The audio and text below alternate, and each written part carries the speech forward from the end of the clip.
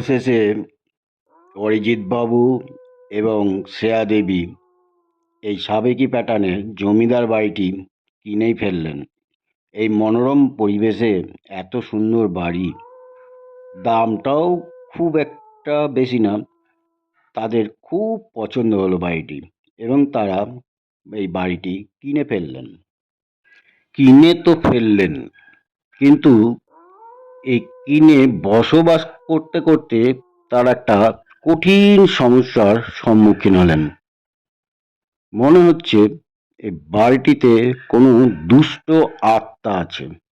সেই দুষ্ট আত্মা বিভিন্ন রকমের ঘটনা ঘটিয়ে চলেছে। তারা তো পড়লেন খুবই মুশকিলে।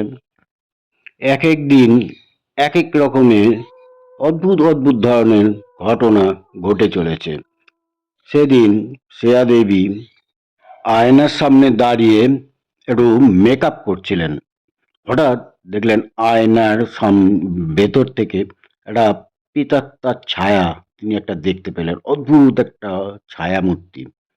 কিছুক্ষণ ছায়া মূর্তিটি থাকার পর আবার দেখছেন যে না, আয়না যেমনকার তেমনি আছে। তিনি তো বেশ ভয় পেয়ে গেলেন। তারপর তিনি এই সমস্ত ঘটনাগুলি অরিজিৎ বাবুকে বসে বলছিলেন।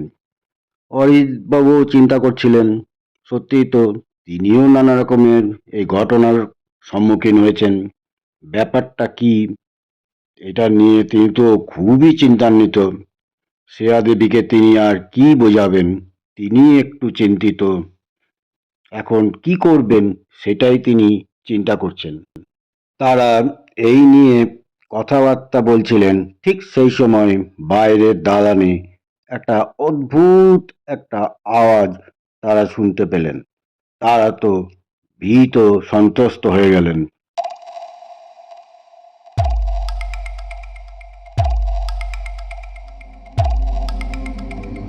ও মা, এটা কিসের আওয়াজ?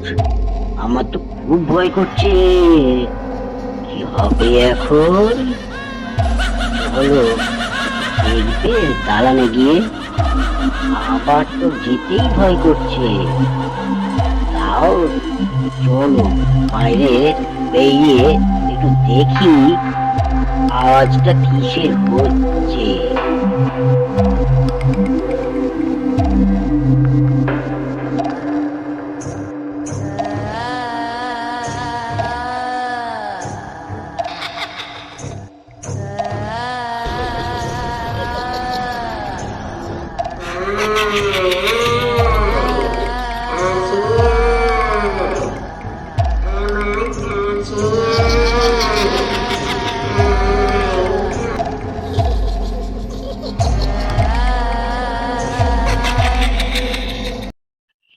তারপর তারা এক ত্রান্তিককে বাড়িতে ডেকে নিয়ে এলেন। বাড়িতে ডেকে নিয়ে এসে তাকে সমস্ত ঘটনাগুলি বিস্তারিতভাবে বললেন। তখন ত্রান্তিক তাদেরকে বললেন, এ বাড়িতে তো দুষ্ট আত্মা আছে।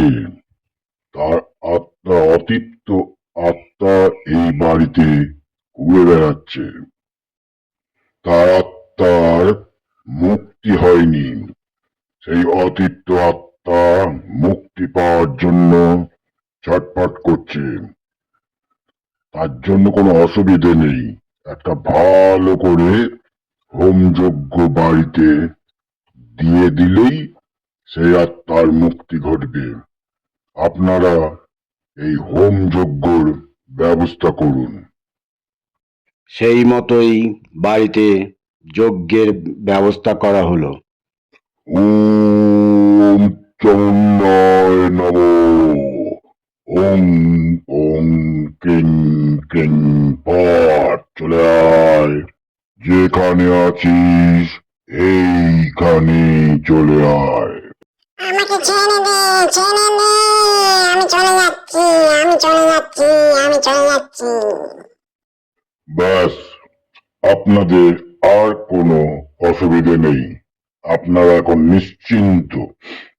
এই দুষ্ট আত্মা এই বাড়ি ছেড়ে চলে গিয়েছে। আপনারা এখন নিশ্চিন্তে এই বাড়িতে বসবাস করতে পারেন, আর কোনো উপদ্রব হবে না।